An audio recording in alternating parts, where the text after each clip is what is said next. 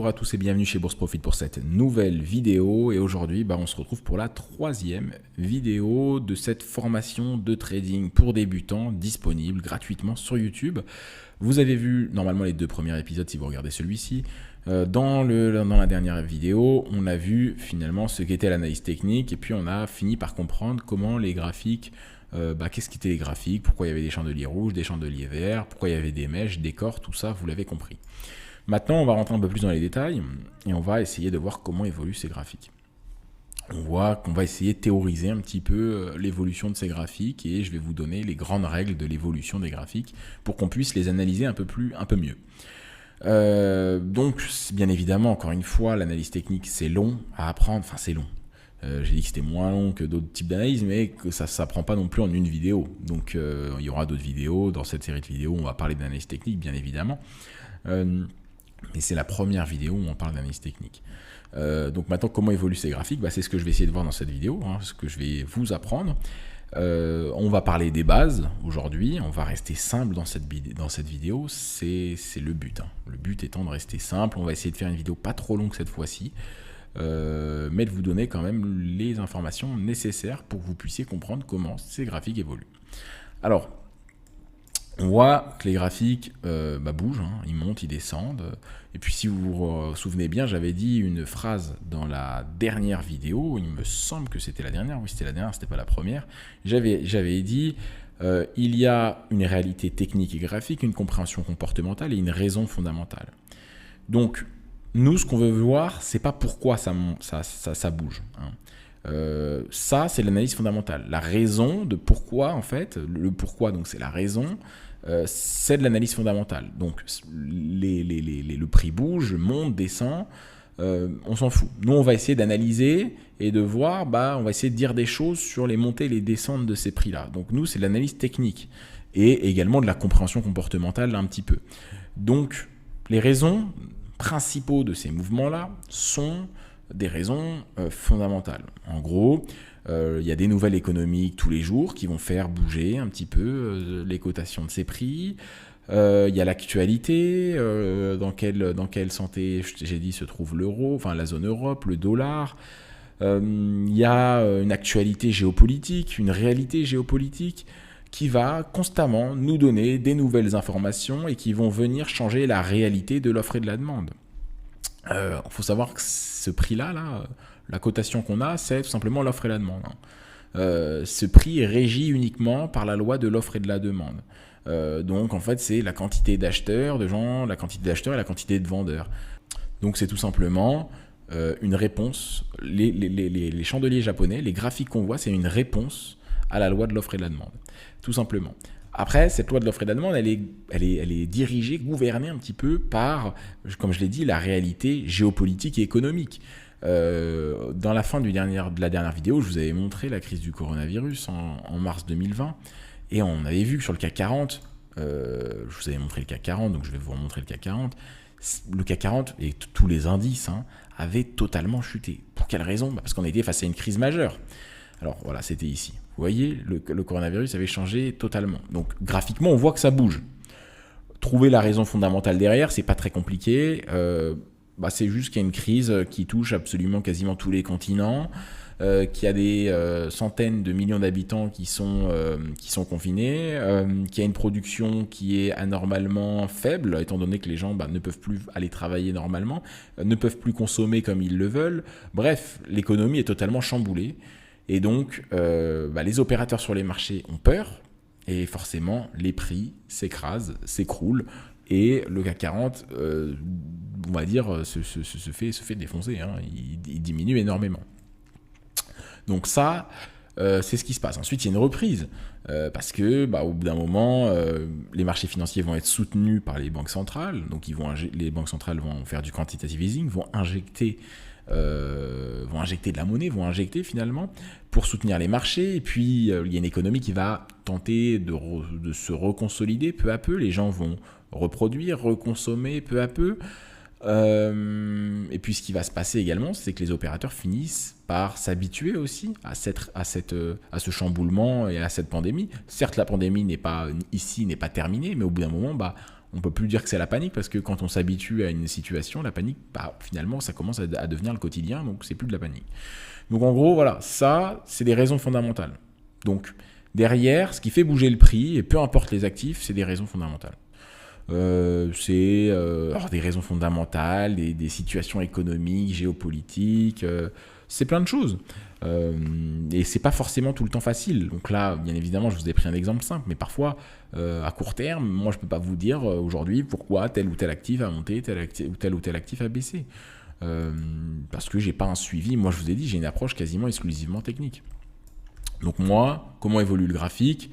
Voilà, je fais des règles, j'essaye de voir, d'interpréter ce graphique-là, de faire des stratégies gagnantes grâce à ce que je peux repérer sur ces graphiques-là. Maintenant, le pourquoi il y a ce mouvement, généralement, je m'en fous. Il y en a d'autres traders, ça les intéresse, mais moi, c'est pas trop mon truc. Donc, voilà, ces graphiques bougent parce qu'il y a des nouvelles, parce qu'il y a une actualité qui change, et à chaque fois, ça vient redonner une nouvelle réalité et une nouvelle dynamique à la loi de l'offre et de la demande. Il faut savoir que quand la demande est plus forte que l'offre, forcément, ils sont prêts à acheter de plus en plus cher, et les vendeurs, eux, peuvent vendre à des meilleurs prix. Le but d'un vendeur, c'est tout simplement de vendre le plus cher. Et le but d'un acheteur, c'est d'acheter le moins cher. Et un acheteur est prêt à acheter de plus en plus cher quand derrière, il y a une cotation qui va évoluer dans un certain sens dû justement à une réalité économique changeante. Donc, voilà ce qui affecte un graphique, ce qui affecte finalement la cotation d'un actif. C'est un climat géopolitique, d'une zone géographique, la santé d'un actif, une nouvelle économie qui vient de tomber. C'est plein de choses qui va affecter ces chandeliers-là et donc ces cotations-là. Et derrière, il y a des traders qui ont des grosses positions, et eux, en fait, ils s'informent en continu, et donc forcément, la réalité change, donc la loi de l'offre et de la demande change. Bref. Voilà, les graphiques évoluent pour toutes ces raisons-là. Ça, c'est les raisons qui fait bouger un graphique fondamentalement, on va dire. Maintenant, nous, est-ce que ça nous intéresse ? Alors oui, c'est intéressant, premièrement, de savoir que c'est pas nous, traders, qui ouvrons une position qui fait monter le prix ou qui le fait descendre si on short. Derrière, il y a des raisons beaucoup plus profondes à ce bouleversement-là, à ce changement-là. Faut comprendre que c'est pas nous, traders particuliers, qui le faisons. Ensuite, il y a deux types de traders, comme je vous l'ai dit. Il y a des traders qui sont purement techniques, donc nous, on s'en fout de savoir ce qui se passe, on met en place des stratégies, on trade, et on va utiliser que de l'analyse technique. Et puis il y a des personnes qui ont une approche un peu plus hybride. Donc ils font de l'approche technique, ils vont rentrer dans des positions grâce à de l'analyse technique, mais derrière ils vont regarder un petit peu l'analyse fondamentale, donc ils vont s'informer de façon régulière. Ils vont, je sais pas, par exemple, dans leur routine de trader, tous les matins, quand ils se réveillent à 9h, ils vont passer peut-être une demi-heure ou une heure à lire les articles sur tel ou tel site, sur Bloomberg, sur je ne sais quel site, sur Investing, et ils vont regarder un petit peu les nouveaux articles qui ont été postés, les nouvelles économiques de la veille qui ont été décryptées, ou les prochaines nouvelles économiques qui vont tomber, et ils vont regarder un petit peu le climat, comment ça se passe, qu'est-ce qui se dit en ce moment, quoi. Donc en fait, ils font une veille fondamentale régulière, et après, ils vont tout simplement l'incorporer dans leur stratégie d'analyse technique. Généralement, les traders court terme font rarement, comme je l'ai dit dans la dernière vidéo, que de l'analyse fondamentale. Ils sont obligés de faire de l'analyse technique quand même. Donc ça, c'est ce qui fait bouger le prix. Bon, maintenant, on a compris que nous, on s'en fout un peu. Et ce qui va nous intéresser, nous, c'est de savoir comment évolue un graphique, enfin non pas les raisons pour lesquelles il évolue, mais de savoir les mouvements qu'il fait, dans quel sens il les fait, et puis quelles règles on peut en tirer. Quelles règles peut-on tirer de l'évolution de ces graphiques-là ? Premièrement, avant d'introduire ça, il faut savoir que c'est binaire. Les graphiques, soit il y a des acheteurs, soit il y a des vendeurs. Il n'y a pas trois parties, il y a deux parties. Le parti des acheteurs, le parti des vendeurs. Vous, quand vous tradez, vous avez trois issues. Vous avez celle d'acheter, celle de vendre, celle de rien faire. Mais quand vous passez à l'action, vous avez deux issues, acheter ou vendre. Donc premièrement, on va voir un petit peu tout ça comme un combat entre deux parties. Alors, ça c'est pour vraiment vous expliquer comment ça fonctionne les graphiques. Si quelqu'un a des années d'expérience, il me dira oui, c'est pas totalement vrai, il aura raison. Mais on va voir ça comme un combat. les acheteurs et les vendeurs. Et même moi, je le vois encore comme un combat et ça ne me pose pas de problème pour gagner de l'argent, ne vous inquiétez pas. Il n'y a pas besoin d'être pointilleux dans le vocabulaire pour gagner de l'argent, on s'en fout. Hein. Bon, moi, je vous explique ça de façon un peu grossière et je pense que ça suffit pour bien comprendre comment le trading fonctionne et pour ensuite mettre des méthodologies et des stratégies de trading gagnantes. Donc, c'est un combat. Et puis, quand le combat est rouge, grosso modo, on va dire que c'est les vendeurs qui ont gagné. Et quand le combat est vert, c'est les acheteurs qui ont gagné. En gros, le combat, c'est ces mouvements-là. C'est ces tendances, ces mouvements de prix. Donc, ça, c'est un combat entre les acheteurs et les vendeurs. Ce qu'on va regarder, c'est que le prix évolue généralement sous 3 phases. Alors, comme je vous l'ai dit, il y a les acheteurs, il y a les vendeurs. Ça, c'est les deux parties. Et ces deux parties-là, en fonction de leur situation dans laquelle ils sont, ça peut donner 3 phases. Ça peut donner un prix qui monte, ça peut donner un prix qui descend, ça peut donner un prix qui stagne. Il y a 3 phases à cette évolution-là. Alors, premièrement, les tendances directionnelles. On va tirer 2 traits. À gauche, on va avoir les tendances directionnelles. Alors, une tendance, c'est tout simplement un mouvement directionnel, soit à la hausse, soit à la baisse. Comme je vous l'ai dit, les mouvements ne sont jamais linéaires. Je vous l'ai dit dans la dernière vidéo, on ne va pas d'un point A à un point B directement tout droit, comme ça. On voit qu'il y a des mèches, que parfois on monte, parfois on descend. Ce qu'on appellera une tendance haussière, c'est un mouvement qui a tendance à aller à la hausse. Donc, qu'est-ce que c'est une tendance haussière?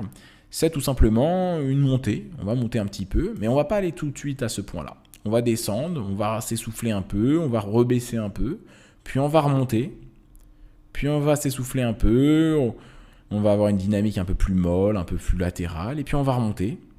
Puis bon, voilà, on va stagner, voire descendre un peu, et puis on va monter. Et donc là, on est arrivé à notre point B, mais on n'y est pas arrivé d'un seul coup. On a monté, on a descendu, on a monté, on a descendu, on a monté, on a stagné, descendu un peu, on est remonté. Mais si on devait retenir quelque chose, c'est que globalement, on a plus monté que descendu. On est monté plus de fois qu'on est descendu, sinon on ne serait pas arrivé à ce point-là. Ce que je viens de vous dessiner là, c'est le fondement de l'analyse technique. Ça s'appelle la théorie de dos. C'est tout simplement ce qui permet de décrypter les tendances. Donc là, on a une théorie de dos haussière. Et là, ce que je vous ai donné, c'est une théorie de dos haussière. Et ça, c'est la base. En gros, on va faire des sommets de plus en plus haut et des creux de plus en plus haut. Ce sommet-là est à ce niveau-là. On forme un nouveau sommet qui est plus haut que le précédent. On forme un troisième sommet qui est plus haut que le précédent. Et nos creux, c'est pareil. On a un creux ici. Ce creux-là est plus haut que le précédent. Ce creux-là est plus haut que le précédent. On a des creux et des sommets de plus en plus haut. Nous sommes dans une tendance haussière. Ça, c'est une tendance haussière, d'après la théorie de dos. Alors la théorie de dos, qu'est-ce que c'est? C'est ce que je viens de vous dire. Hein. Il n'y a pas vraiment besoin d'aller plus loin. La théorie de dos, c'est une théorie qui vient de Charles Dos, son concepteur, et qui permet de décrypter les mouvements du prix. Je vous rappelle que le titre de cette vidéo, c'est comment évolue le prix, comment évolue une cotation. Et le premier truc pour décrypter l'évolution d'une cotation, c'est la théorie de dos. Et la théorie de dos va nous enseigner qu'il y a 3 phases. La tendance haussière, la tendance baissière et la tendance neutre. Donc maintenant, la tendance baissière, qu'est-ce que c'est? C'est l'inverse. C'est tout simplement l'inverse. Alors, une tendance baissière, je vais prendre un peu plus de place. D'après la théorie de dos, c'est une évolution à la baisse, mais pas linéaire. On va faire une évolution à la baisse, on va former un sommet ici. Ensuite, on va redescendre et on va venir former un creux plus bas que le précédent. Donc là, on est dans une tendance baissière. Vous voyez, le creux est plus bas que le précédent. On vient former un sommet, on remonte. Donc non, on n'est pas dans une tendance haussière. Non.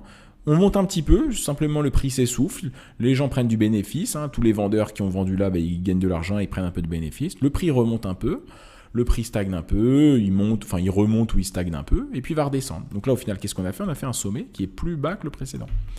Et hop, on va faire un nouveau creux, qui était plus bas que le précédent. Alors, hop, et un nouveau sommet, qui est plus bas que le précédent, et un nouveau creux, et un nouveau sommet. Bref, je viens de dessiner une tendance baissière. Donc une tendance baissière, c'est l'inverse d'une tendance haussière. Ça, ce sont des tendances directionnelles. Là, de ce côté-là, on a des tendances directionnelles. On a tendance haussière, tendance baissière. Directionnelle parce qu'on va à la hausse ou à la baisse. Ça, d'après la théorie de dos, c'est une tendance directionnelle. Comment on décrypte que c'est une tendance? Parce qu'on respecte la règle. Est-ce qu'il y a des sommets de plus en plus haut et des creux de plus en plus haut? Oui. Donc c'est une tendance haussière. Est-ce qu'il y a des sommets et des creux de plus en plus bas? Oui. Donc c'est une tendance baissière. Ça, c'est la théorie de dos. Voilà comment le prix évolue. En vrai, on pourrait s'arrêter quasiment là. Alors, il faudrait que je parle de la tendance neutre. Mais en gros, ça, c'est une tendance haussière. Donc, je vais mettre TH, tendance haussière. Et ici, TB, tendance baissière.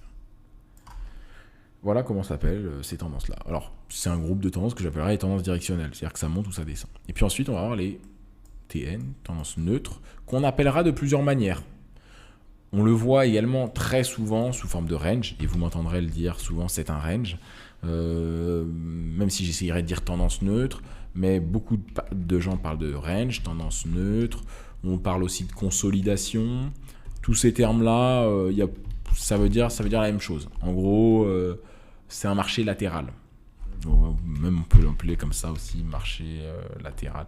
Bref, vous allez entendre plein de noms pour les ranges, enfin pour les tendances neutres. Même quand vous m'entendez dire range, c'est qu'en fait je parle d'une tendance neutre.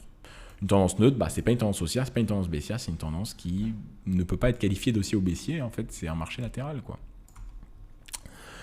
Donc c'est quoi une tendance neutre? Donc si je devais très rapidement vous décrypter ce qu'est une tendance neutre, je pourrais faire l'exemple théorique que tout le monde fait. En gros, c'est ça.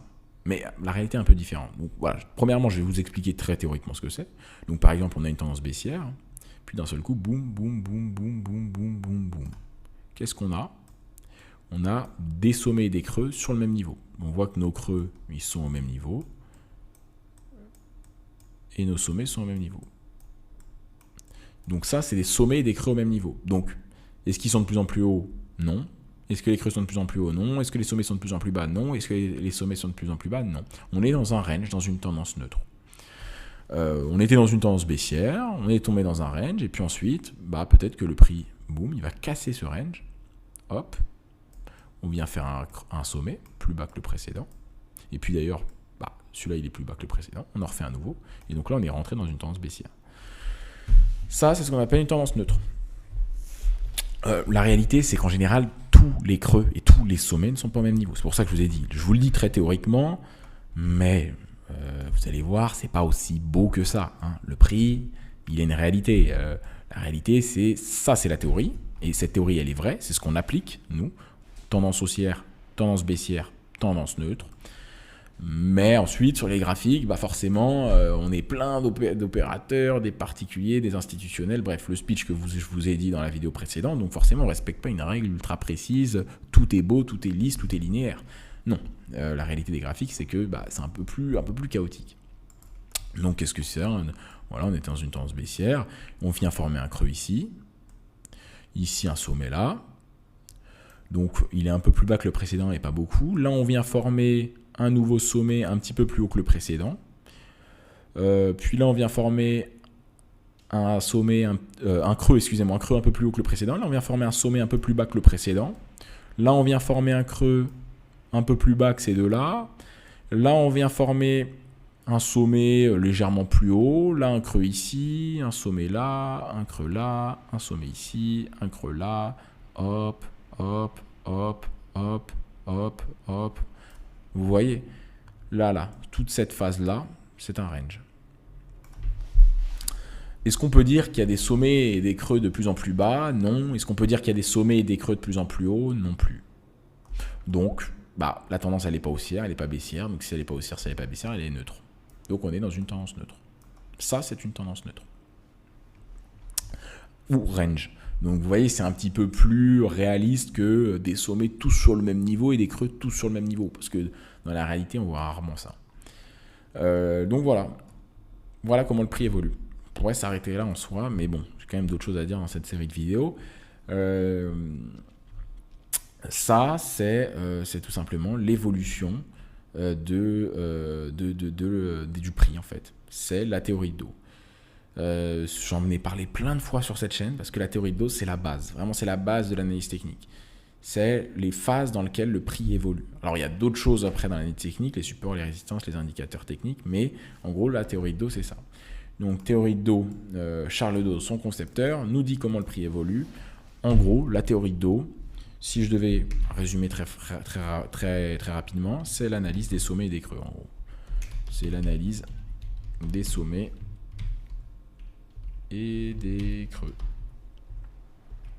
Analyse des sommets et des creux. Donc en gros, la théorie de dos nous permet d'analyser les sommets et les creux, et ensuite on sait dans quelle phase le prix se trouve.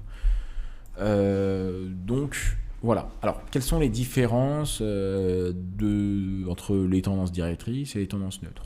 Alors, là aussi, je vous ai dit les bases là, de la théorie de dos, mais je pourrais en parler pendant des heures. Et le but dans cette série de vidéos, c'est d'être quand même axé sur les bases, enfin axé uniquement sur les bases. Parce que la théorie de dos, on peut y aller un peu plus profondément et dire beaucoup de choses. C'est d'ailleurs, on en traite notamment dans notre programme de formation. Donc là, c'est une formation trading débutant gratuite disponible sur YouTube, mais on a aussi un programme de formation où on va beaucoup plus en profondeur. Tout simplement, en fait, on explique aux gens comment créer une stratégie de trading pour gagner de l'argent et une rentabilité sur les marchés financiers. Donc ce programme de formation, si vous voulez le voir, hein, il est dans la description, vous pouvez le regarder, il y a notamment une vidéo de présentation. Et dans la théorie de dos, forcément, on en parle un peu plus comportementalement, comment ça se passe dans ce programme de formation. Hein. On parle de plein d'autres choses, c'est un programme de formation qui a lieu en plusieurs semaines. Donc voilà, si vous voulez plus d'informations, n'hésitez pas à aller voir dans la description.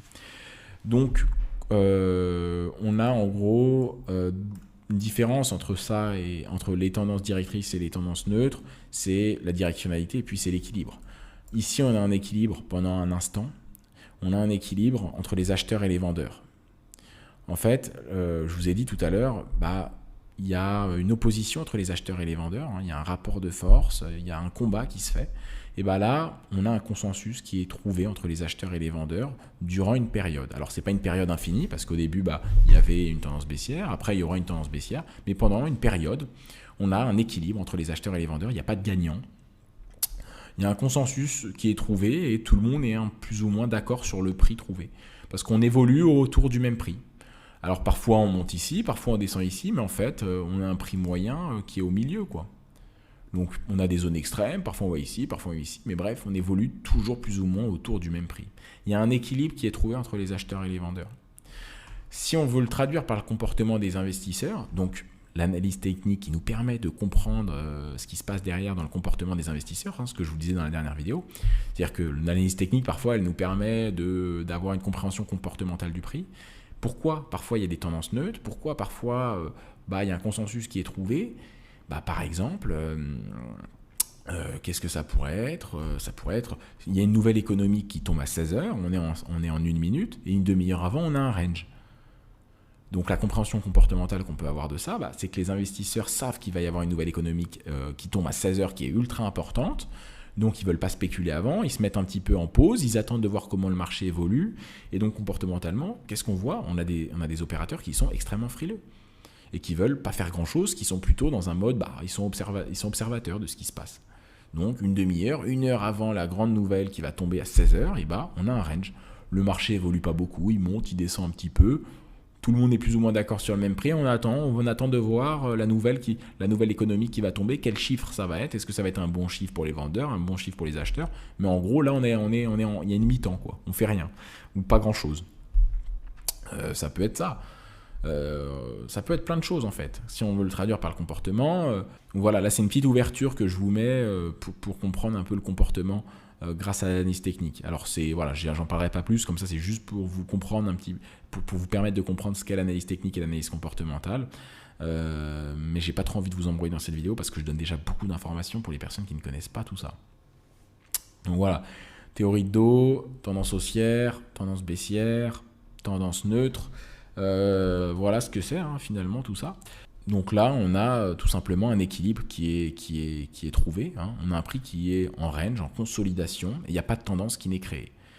Pour qu'une tendance soit créée, il faut qu'il y ait un déséquilibre.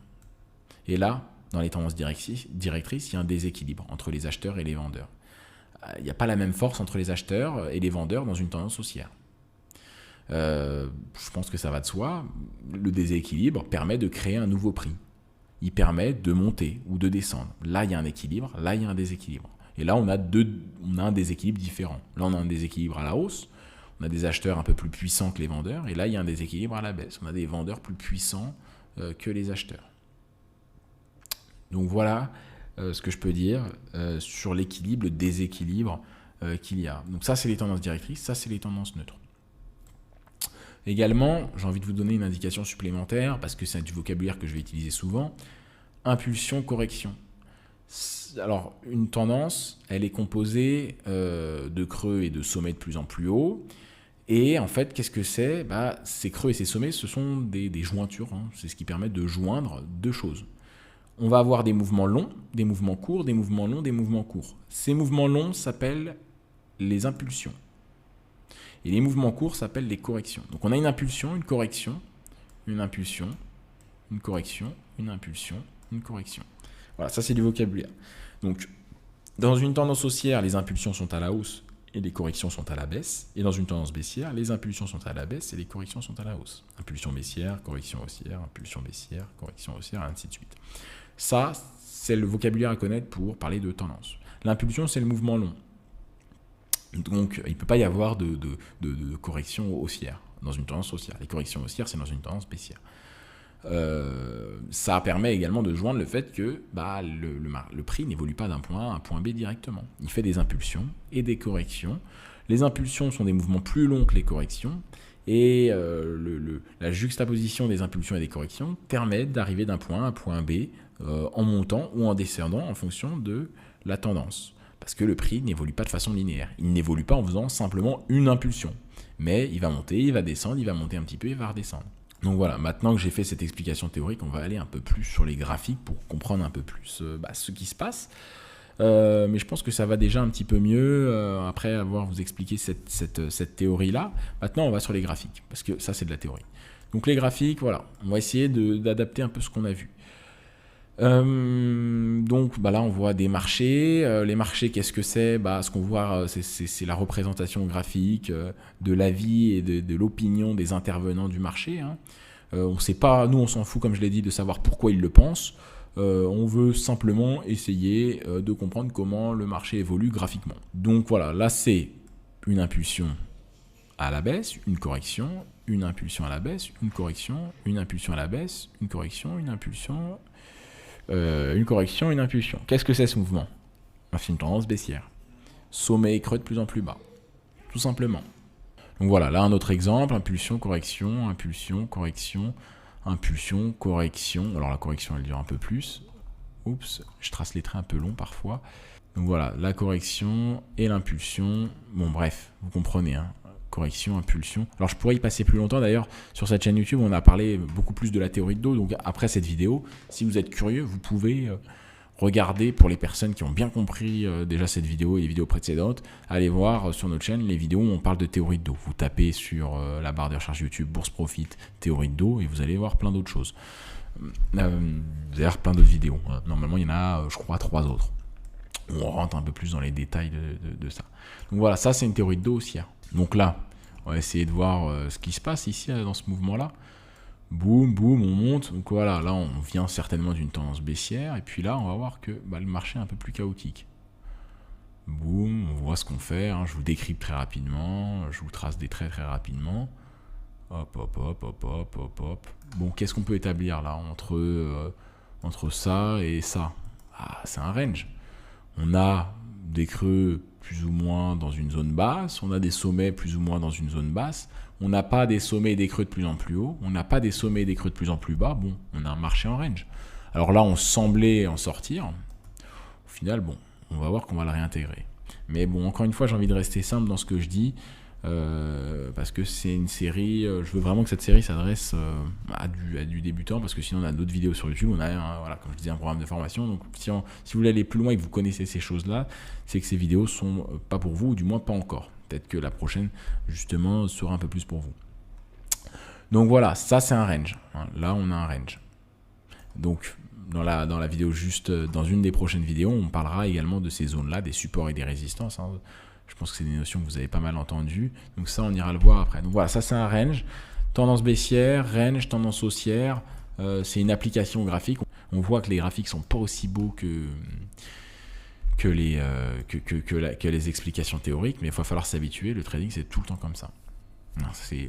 On travaille sur les graphes, on ne travaille pas sur la théorie. La théorie, c'est pas ce qui nous permet de trader. On travaille sur des vraies cotations.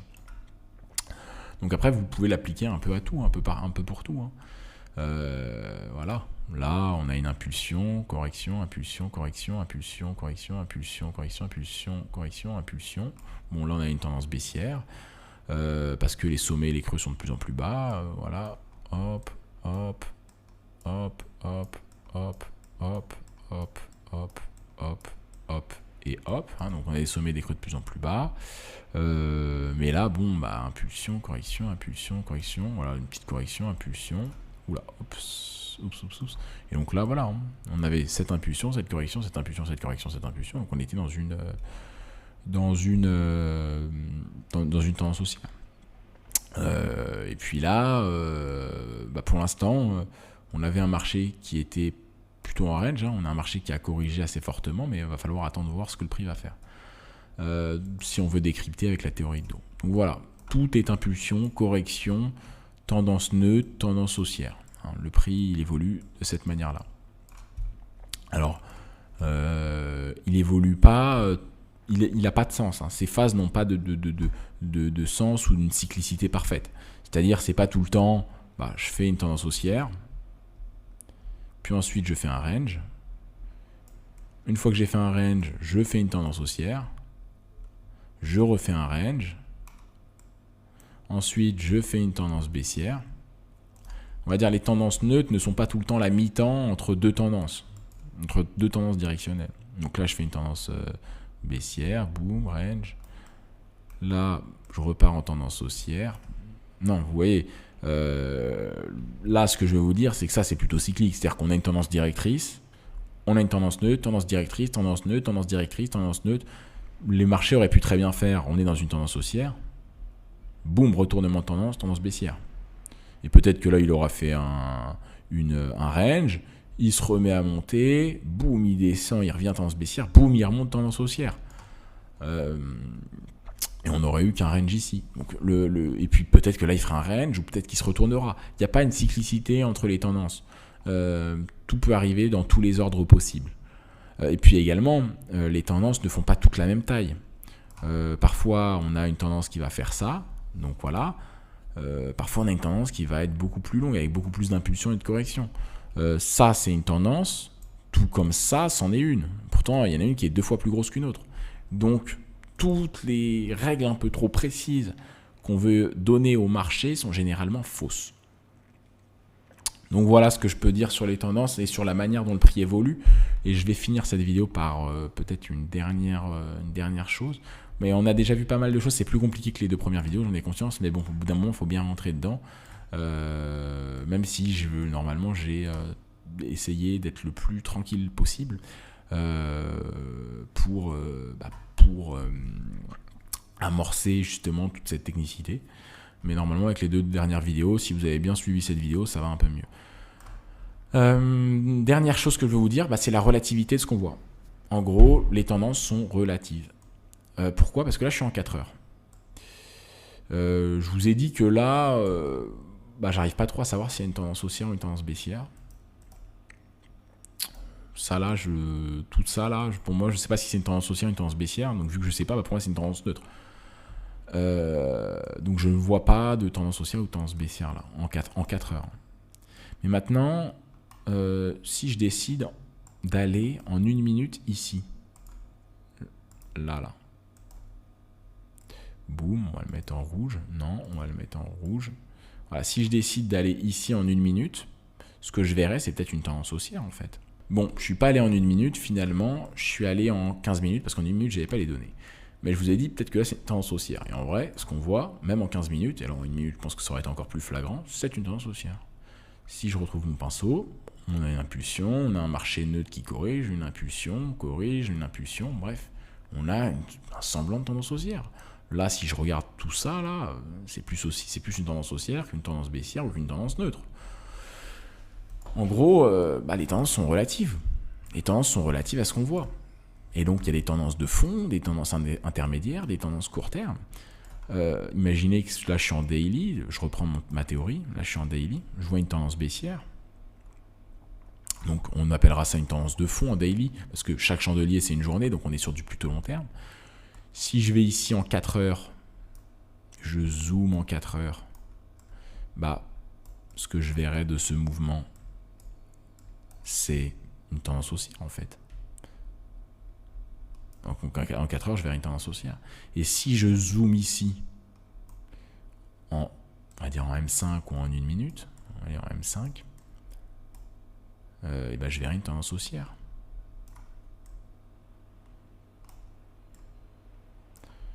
Donc en fait, on a une tendance dans une tendance dans une tendance. Et les tendances sont relatives en fait à l'unité de temps dans laquelle on la repère. Si on est en 15 minutes, on verra des tendances en 15 minutes. Si on est en 4 heures, on verra des tendances en 4 heures. Si on est en weekly, on verra des tendances en weekly, donc en une semaine. Et il y a une règle, et que je vais vous le redire dans les autres vidéos, c'est que plus l'unité de temps est grosse, plus ce qu'on voit a de poids. Donc en gros, en daily, c'est la tendance de fond, c'est la tendance la plus puissante. Parce que c'est l'unité de temps la plus grosse des 3 qu'on a. En 4 heures, c'est une tendance intermédiaire. C'est une tendance entre les deux, entre la plus petite et la plus grosse. Donc elle a du poids, un peu moins que la daily, mais un peu plus que la M5. Et la M5, c'est une tendance court terme. Alors elle est intéressante si on trade à court terme, mais il faut faire attention parce que derrière, c'est celle-là qui a le plus de puissance. Donc si on décide de trader la tendance, donc on trade le suivi de la tendance. Nous, on trade et on veut toujours trader dans le sens de la tendance. Quand on a une tendance baissière, il va falloir vendre. Et quand on a une tendance haussière, il va falloir acheter. Si moi je suis en M5 et que j'achète et que j'ai la tête dans le guidon en M5, peut-être que je ne suis pas la tendance de fond en fait. Je trade contre la tendance de fond. Donc si je veux en M5 trader la vraie tendance, la tendance de fond, je vais devoir attendre d'être dans des impulsions en daily. Je pense que vous comprenez, peut-être pas tous, mais normalement ça devrait aller les explications là, mais je vais m'arrêter là parce que sinon je vais partir dans des explications plus complexes. Donc voilà ce qu'on a vu dans cette vidéo. J'ai pas envie d'aller plus loin, mais normalement on est bon pour savoir comment un graphique évolue. Vous avez compris que c'est les raisons fondamentales qui fait bouger le prix. Ça, c'est ce que vous devez retenir.